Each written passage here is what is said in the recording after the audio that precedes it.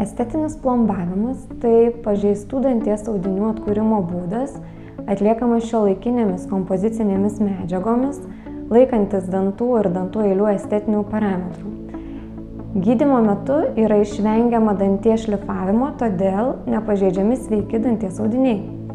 Gydytojas odontologas, atlikdamas estetinį plombavimą, ypatingą dėmesį skiria tam, kad ypač tiksliai būtų atkurtas trūkstamas dantis, kad dantis būtų gyvybingas, proporcingas, skaidrus, blizgėtų ir puikiai funkcionuotų.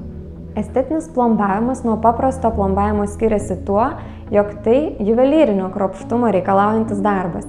Danties audiniai gydymo metu yra sluoksniuojami ir atkuriami preciziškai tiksliai.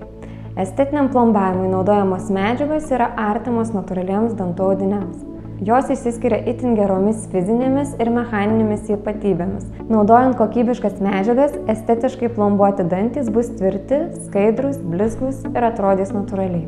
Estetinė dantų restauracija rekomenduojama tiems pacientams, kurių dantis yra pažeisti ėduonies, pakeitę spalvą, nudilę, nuskilę, kadaise buvo plombuoti senomis nekokybiškomis plombomis. Taip pat, ypatingai tais atvejais, kuomet reikia patobulinti dantų formą, dydį ir spalvą ar pašalinti per didelius tarpus tarp dantų. Labai didelis estetinio plombavimo privalumas yra tai, jog pacientui pageidaujant per vieną 4-5 valandų trukmės vizitą galime sugydyti bei atkurti 4-6 greta esančius dantis. Tad vos per pusdienį yra sugrąžinama graži šypsena, ko turėčiau paminėti, negalima pasiekti renkantis protezavimą. Galiu nuraminti visus bijančius, kad gydymas yra visiškai neskausmingas.